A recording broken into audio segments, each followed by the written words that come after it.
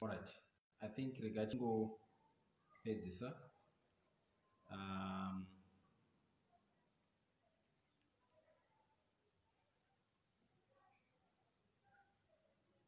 okay, angava nemibvunzo yavo maybe attend maybe 10 or 5 to introduce a topic here next week Thursday.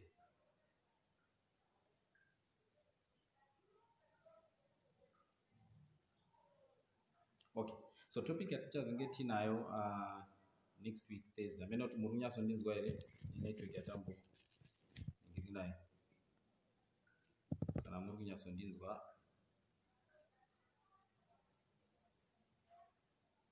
Muri kundinzwa here tingointroduce a topic yedu next week Thursday tongoibvurawo dzamuchana tozoipedzisa.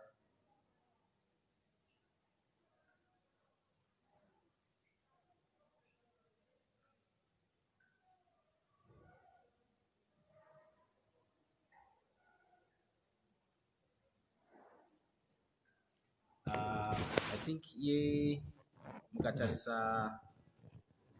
mukatarisa the last program yatikaita ndakapa a talk on self-breast examination. So self-breast examination chinje kuti mokwanisa kuita sei kuzviita mega.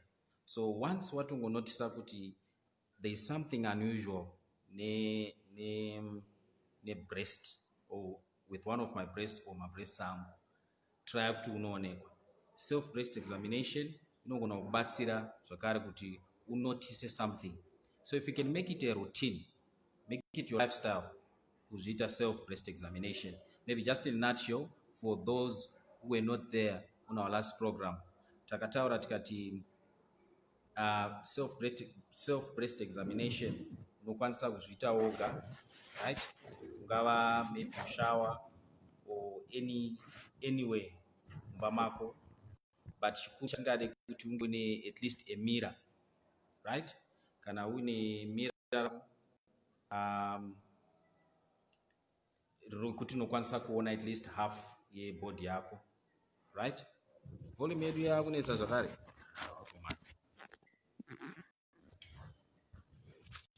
Hello, koizvozvi? Hello?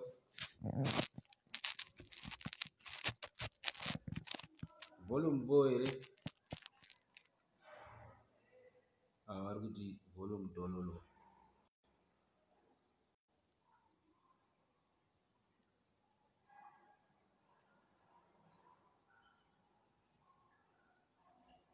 Okay. Yeah, so ndachitaura wangachitaura nyaya yebreast. Kutonge watonzwa ikoko kuti pane something chisiri right pabreast rako, ndozvo zvatotokurudzira izvozvo. Then kunosika early attention, ndozvo zvezvinhu zvatokurudzira zvakare. Like I told you, the breast cancer muno muAfrica, in terms of mortality, Zambia iri number 1, isu Zimbabwe tiri number 3. Then in terms of incidence, tirimo zvakare mu top 10. So you find kuti cervical cancer and breast cancer, zvinhu zvekuti we should not take it lightly, right? So do your routine self-breast examination, ngava uchigeza kana mubedroom mako, right? So ukangoone mira rako hombe, zvandikataura ndikati chekutanga woenda pamira rako wobvisa hembe dzako, wamira pamira, maoko ako ari paside, wotarisa pamira. Chauri kutarisa kuti uone kuti size yemabreast ako yakaringana here, unokwanisa kuona kuti iri rinenge raenda kumberi, iri kumashure, wotarisa zvinhu zvaunokwanisa kuona. Then woisa maoko ako mashure kuno, right? Wakadai wakatarisa zvakare pamira, wadai zvinenge retract, saka unokwanisa kuona zvakare kuti iri raswedera kumashure straight, iri radi, unokwanisa kuzvinotisa, right?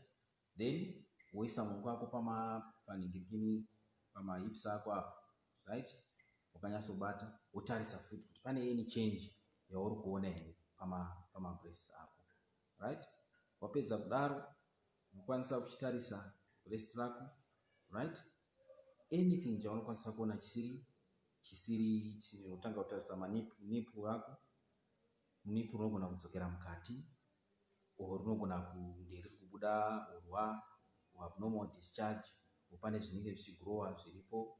You can notice that, or any color changes dziripo. Unogona kuona breast rako rakuita kunge makanda orange, then unoona kuti I think something is abnormal, kurwadziwa chaiko. Then wapedza izvozvo, wakaisa ruoko rwako apa, try unogona kudivide into 4, right? So wotanga nemuhapwa uchiuya uchibata uchipress maoko ako aya mapedzi, uchipress wotanga nepamusoro apo uchipress unzwa kuti pane any abnormal growth area yauri kunzwa irimo, then woenda pane rimwe, woenda pane rimwe side, woenda pane rimwe side kusvika wapedza vhesi rako. Then wosvina nipu yako unoti pane any here chiri kubuda chisiri right. Woita the same kunoko, nditi ubata unzwa wosvina pane here chisiri normal chiri kubuda. So zvinhu zvokuti unokwanisa kuita routinely, and it can help you to detect something early. Once wakanotisa a lump ririmo, don't just take it lightly to say I think zvichapera kana chii. Go and seek attention. Zvinhu zvokuti unokwanisa kubatsirwa at an early stage zvichikwanisa kurapika. And zvikuru sei kana uchiziva kuti mumhuri menyu mune first degree relative akaita succumb to breast cancer or cervical cancer, nokurudzira zvakare kuti munge muchiita routine screening wayo. Cervical cancer, I think takataura last time kuti inogona kuitwa yatinoti pap smear, or yatinoti visual inspection with acetic acid, yavanoti VIA, matests ekuti anogona kuitwa pachena zvichienderana nokuti mahealth care delivery system akamira sei kwamuri. Okay. Kuita weight zviri frequently. Okay, kuita weight zviri frequently, chekutanga tinatoti urinary tract infections. So anogona kukonzera zvakare kuti frequency yako yekuita weight inge ichiwedzera.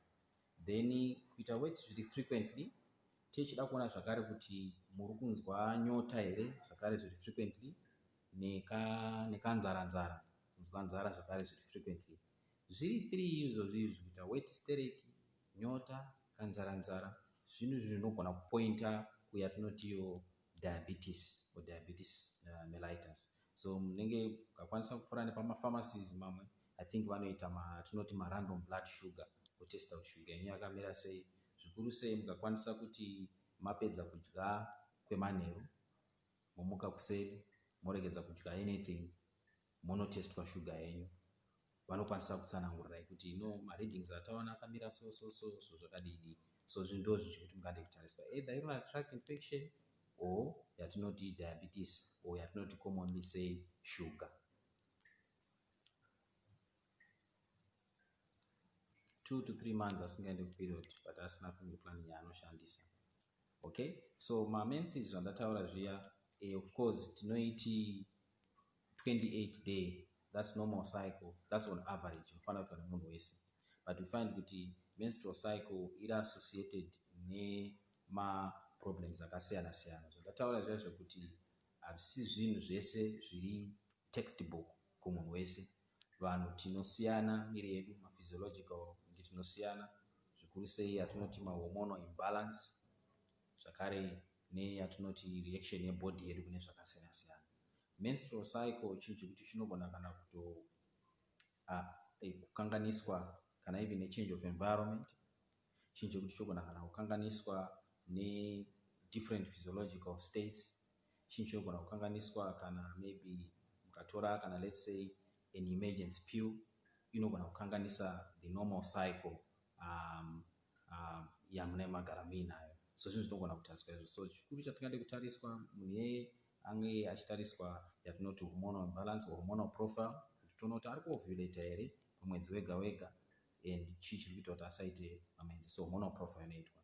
Madiseases akaita sana polycystic ovarian syndrome, macysts, ovarian cysts, anogona kukonzera zvakare iyo abnormality yemamenses. So zvinhu zvekuti munotariswa nachiremba wenyu okuona kuti chii exactly chamungade kubatsirwa. Heavy menstrual flow anoita maclots, abnormal hormonal imbalance and anemia. Yeah, so heavy menstrual flow in the long run definitely will lead to anemia nehormonal imbalance. I think ndambotaura nezvazvo kuti vanhu vakaine enyu vana chiremba mukaona vanogona kubatsira nemishonga yamunogona kushandisa inogona kubatsira kuti munge mune hormonal balance nekupai mishonga inokwanisazve kuderedza bleeding.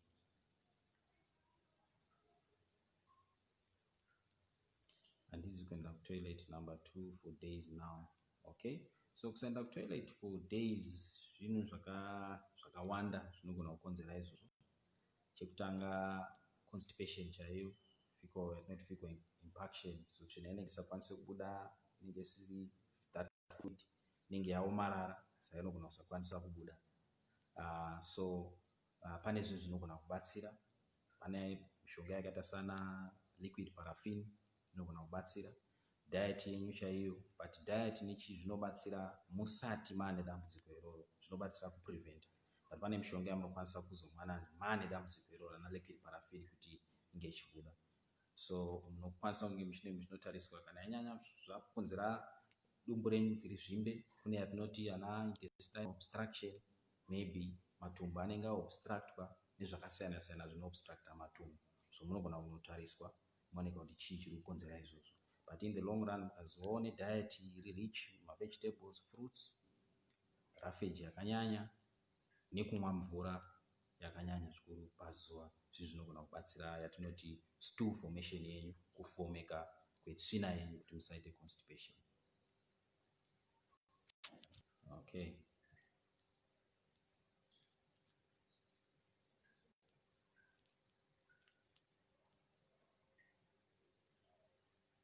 Contraception injection to get out of the system.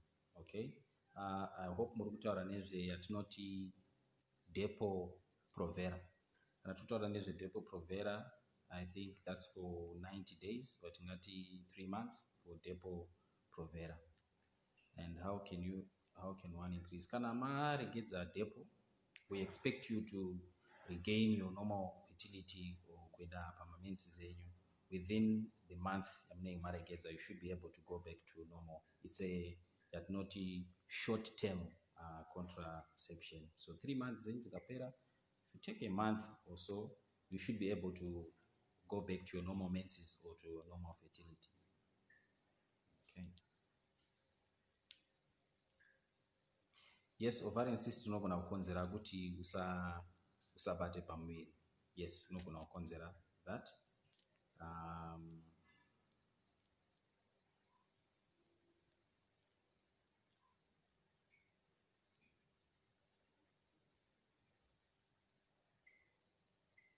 Kuti asaume mukaka aiwa pazvara more than 10 years. Okay. After pills anokonzeresa kusabata pamuviri kana wakanwa for a long time. Mashandiro ema-morning after pills, tina tsvakurudzo yatingati research yekuti waamwa for long time saka haachashandi kana chii. Hakuna literature evidence inosupporta that. Anongofunctiona basa rawo raagara achifunctiona. Emergency pill create an environment inoita kuti usabate pamuviri ovha rako risafertilizwa, kana rakafertilizwa wocreate a hostile environment muchibereko kuti development yanoti yo embryo kana chii isaitic. Ndo zvaagara anoita. So haanei nekuti waashandisa kwenguva yakareba sei.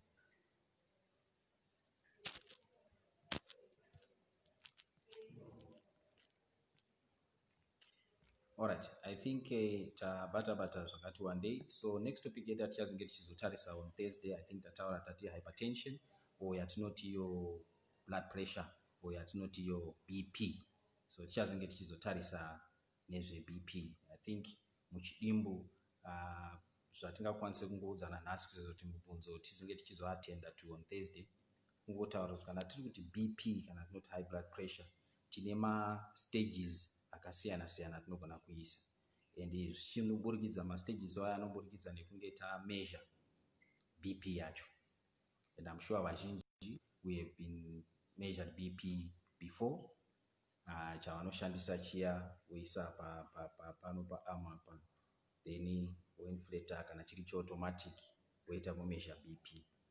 Vameasure bp, so I think zvachangotaurirana nhasi kuti inge tichingozisana measurement yacho kuti inowanikwa sei ende inorevei, then kana tazosangana tozoenda the broad aspect.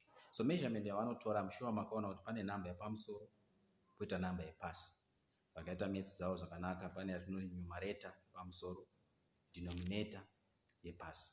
So yepamusoro iyai medical muno tinoti systolic, yepasi tinoti diastolic. Muchidimbu yatinoti systolic iyoyo inotiratidza kucontracta kuri kuita mwoyo, mamuscles emwoyo wedu kucontracta kwaari kuita sei, kwaari kuita. Then yepasi yatiri kuti diastolic inotiratidza kurelaxa kunoita mwoyo, right?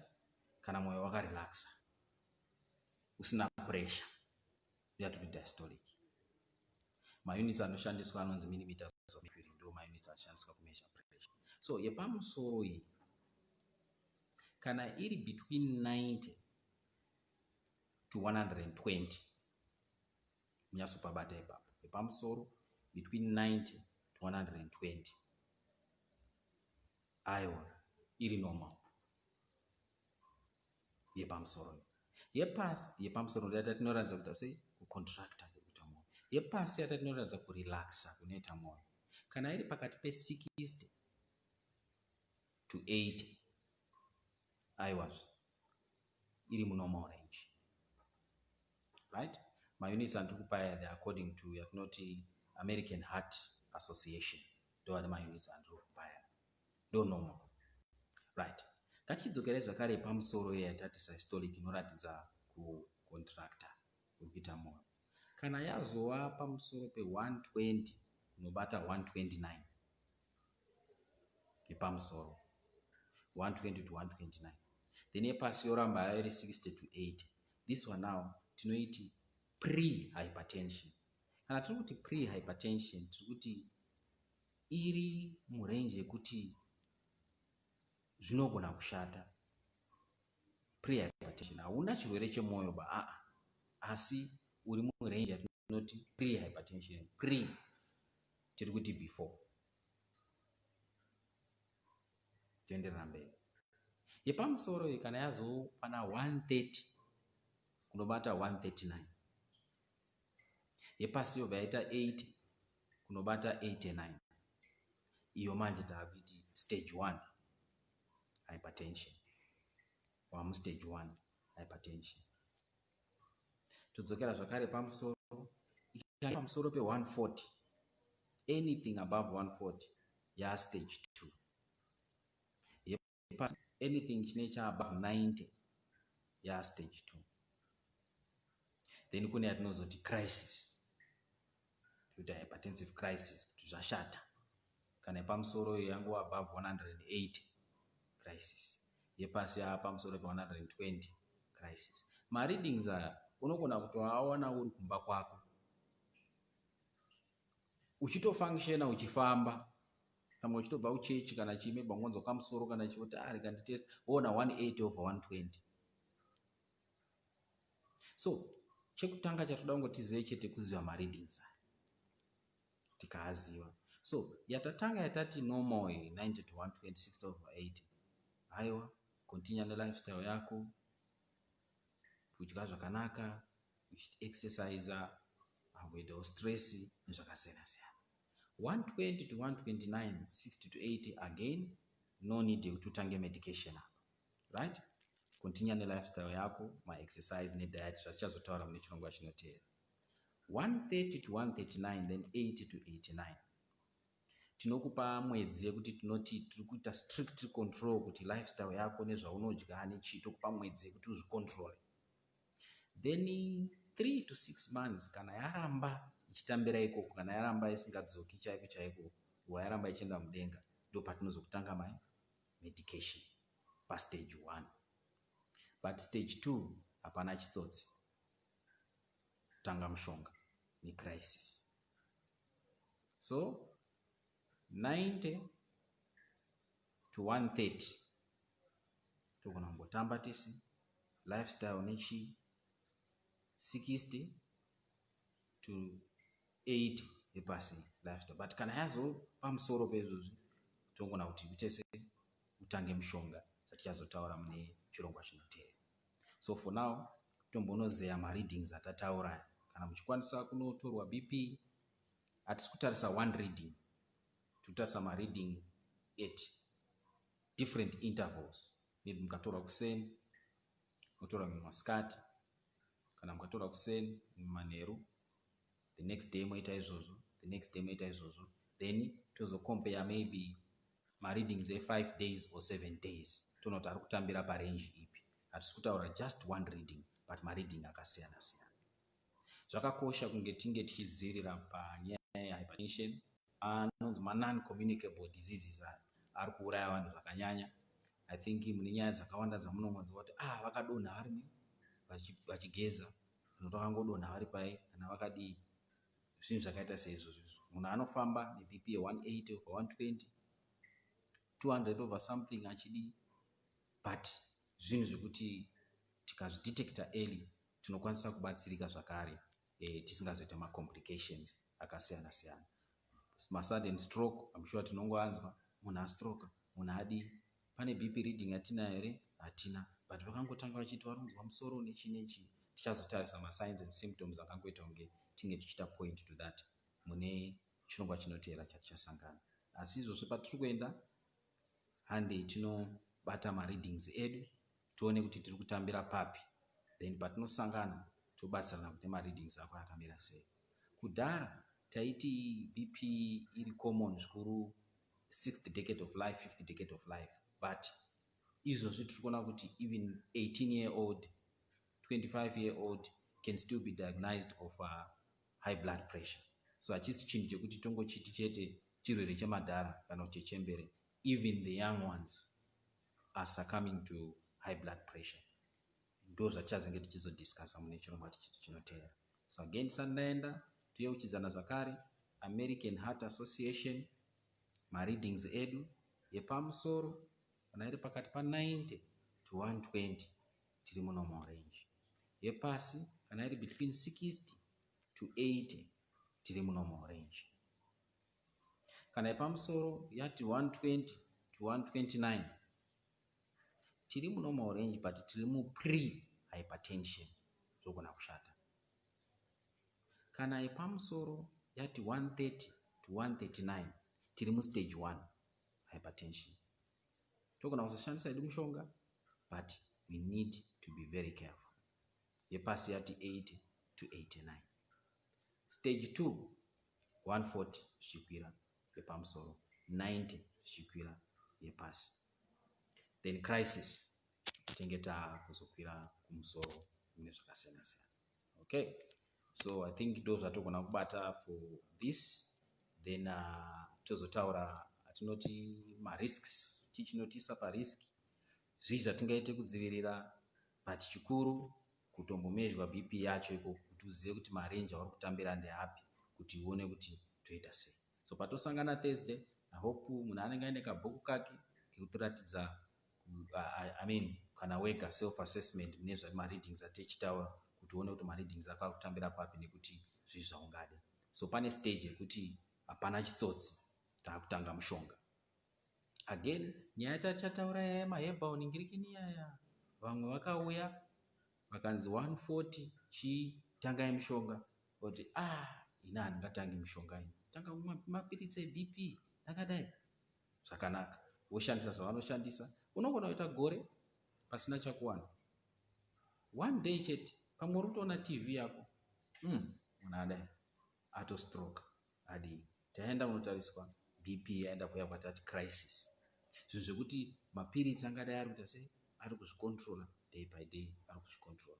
Hakusi kuti kuda kwako, ngokuti asi kana chirwere wabatwa nacho, zvakakosha kunge uchita sei, unowana rubatsiro, zvikuru sei une vanhu vanokwanisa kuti vakuite sei, vakubatsire ende vakuudze. Tine hama zhinji dzakastroka all of a sudden, but you find kuti mazotora history munoona kuti akatanga mushonga then akarengedza. So zvinhu zvekuti tinokwanisa kunge tichita sei, tichaavoida. I think panhasi tomirira pano. Vamwe vane mibvunzo yavo I'll make sure I reply before Thursday. Vanhu vese munenge mawana mareplies enyu, even vari kuinbox tinenge tataurirana. I will try. Then topedzisa nyaya yehypertension, BP. Tichatarisa zvakare hypotension, because kune hypertension, BP yakakwira, poitawo zvakare vanonesekana neBP iri low, hypotension. Tichangozvivhuraudza zvese ipapo pachirongwa chacho. So I hope tabatsirikana nhasi. Nhasi tomirira pano. Ndambotaura zviya disclaimer kune zvatambotaura zvemaherbal ndingirikini, handisi kuti musabateba. Iwe semunhu ndiwe unoona kuti zvandaudzwa nachiremba uyo ndotambira here kana kundoteerera zvakutaura. Asi ndataura experience yangu. Ndaona vanhu vazhinji vachidonha necervical cancer nenyaya yekunonoka kutreatwa. Vanhu vachidonha nebreast cancer, vanhu vachidonha neBP nenyaya yekunonoka kutambira kuti vatreatwe, vachiudzwa zvimwe zvinhu. Vanhu vachiregedza maARVs vachizodzoka vane stage 4 nechii. So zviri kwauri muteereri kuti unge uchionawo zvaungade kutambira ndezvipi, asi chatikaendera kuchikoro kunge tichidzidza tichibatsirana. Tosangana Thursday, hama dzadiwa. God bless you.